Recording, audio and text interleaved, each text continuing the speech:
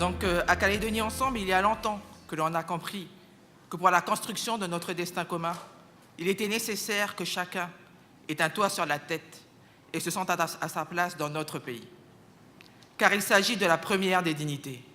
Avoir un toit, une maison, un chez-soi où l'on se sente en sécurité, un endroit où l'on puisse se reposer et pouvoir élever ses enfants sereinement. En 2003, il y avait 5 700 logements. Et aujourd'hui, on comptabilise plus de 12 000 logements.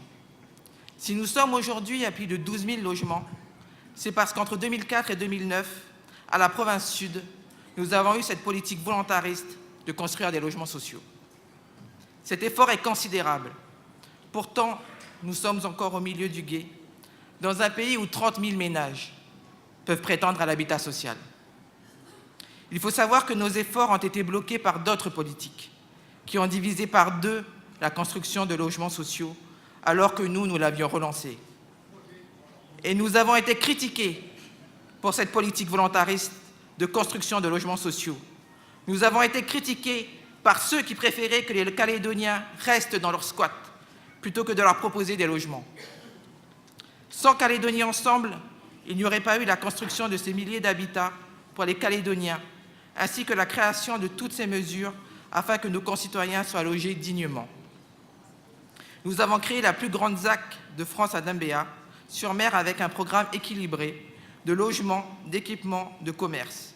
Nous avons créé le quartier de Tuban dans les quartiers sud, dans l'un des quartiers les plus chers des quartiers sud, pour que la mixité sociale ne soit plus un leurre, mais une réalité.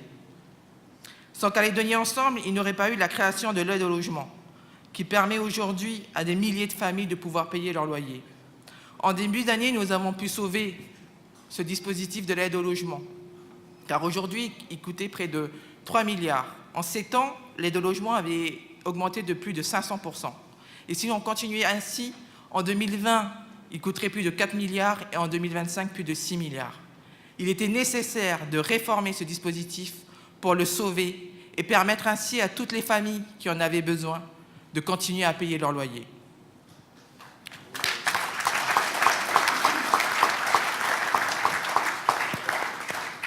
Sans Calédonie Ensemble, il n'y aurait pas eu la création du prêt à taux zéro. Les prévisions pour le prêt à taux zéro, c'était d'en bénéficier à 300 ménages par an. Aujourd'hui, on peut en faire bénéficier à 500 ménages par an, ce qui fait qu'au total, plus de 1800 familles sont devenues propriétaires grâce au prêt à taux zéro.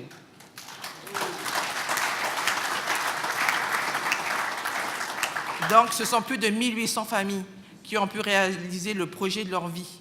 Car devenir propriétaire, ça représente souvent un rêve, car les parents pourront laisser quelque chose à leurs enfants.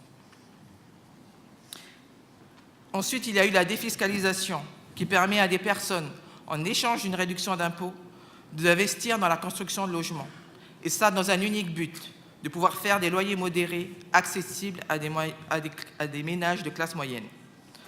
Et sans toutes ces mesures que nous avons mises en place, des milliers de Calédoniens n'auraient pas pu se loger dignement ou devenir propriétaires.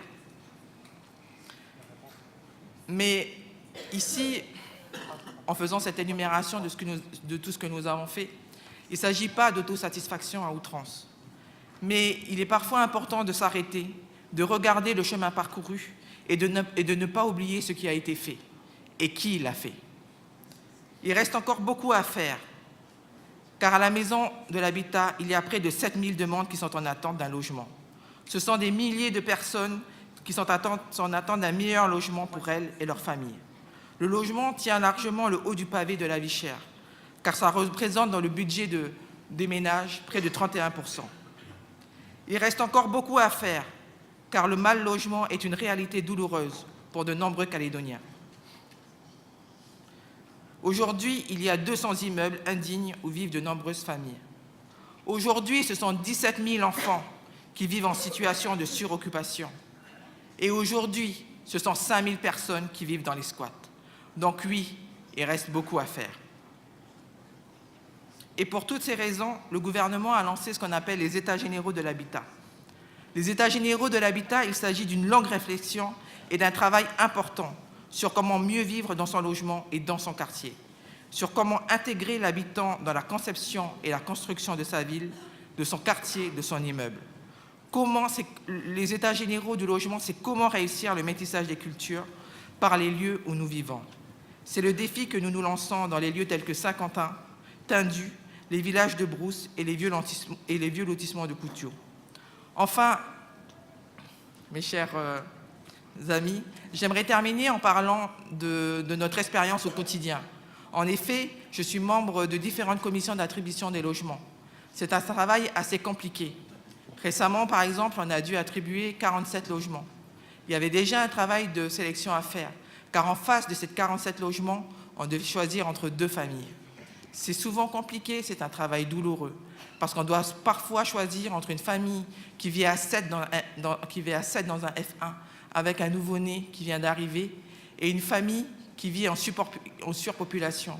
Voilà souvent les choix que nous avons à faire. Et ça encore, ce n'est pas les choix les plus compliqués.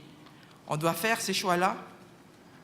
Et récemment, j'ai eu à me rendre dans l'inauguration de ces 47 logements. Bien sûr, j'ai félicité les nouveaux locataires, mais j'ai pensé aussi surtout à ces 47 autres familles, celles qui avaient aussi besoin d'un meilleur logement, mais qui n'avaient pas pu être sélectionnées faute de manque de logement. C'est pour cela qu'à la province et qu'au gouvernement, nous devons absolument préserver cette politique volontariste de logement, car il s'agit de la première des dignités. Merci.